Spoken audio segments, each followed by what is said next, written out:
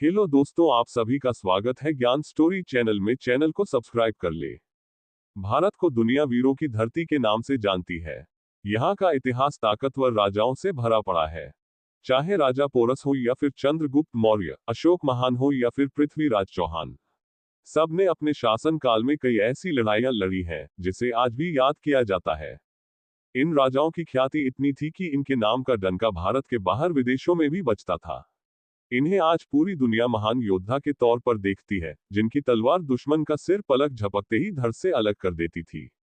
आज हम आपको भारत के ऐसे ही 5 महान हिंदू राजाओं के बारे में बताएंगे। पृथ्वीराज चौहान भारत के लोकप्रिय चौहान वंश के एक वीर हिंदू राजा थे। पृथ्वीराज चौहान ने अजमेर और दिल्ली पर राज किया था।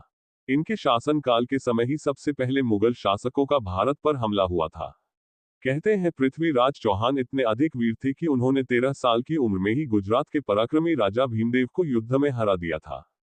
पृथ्वीराज चौहान 6 भाषाएं जानते थे। इन्होंने मोहम्मद गोरी को युद्ध में 17 बार हार का स्वाद चखाया था। लेकिन साल 1192 में हुए दूसरे तराइन युद्ध में गोरी ने कन्नौज के राजा जयचंद्र के साथ मिलकर पृथ्वीराज और उनके मित्र चंद्रबरदाई को बंदी बनाकर उनकी हत्या कर दी थी। सम्राट अशोक की वीरता के बारे में कौन नहीं जानता। अशोक एक समय पर खूंखार योद्धा थे, तो कलिंग के भीषण युद्ध ने उन्हें विनम्रता का रास्ता भी दिखाया। इसी युद्ध के बाद अशोक ने बौद्ध धर्म अपना लिया था और शांति की ओर चल पड़े थे। कहा जाता है कि कलिंग युद्ध के समय लगभग 1 लाख लोगों की मृत्यु हुई थी। सम्राट अशोक के साम्राज्य की बात करें तो वह उत्तर में हिंदकुश से लेकर दक्षिण में गोदावरी तक यानी बांग्लादेश, अफगानिस्तान और ईरान तक फैला था। महाराणा प्रताप की वीरता के बारे में तो हमने स्कूल टाइम से ही पढ़ना शुरू कर दिया था। आप में से बहुत से लोगों को महाराणा प्रताप और चेतक पर लिखी कविता आज भी याद होगी।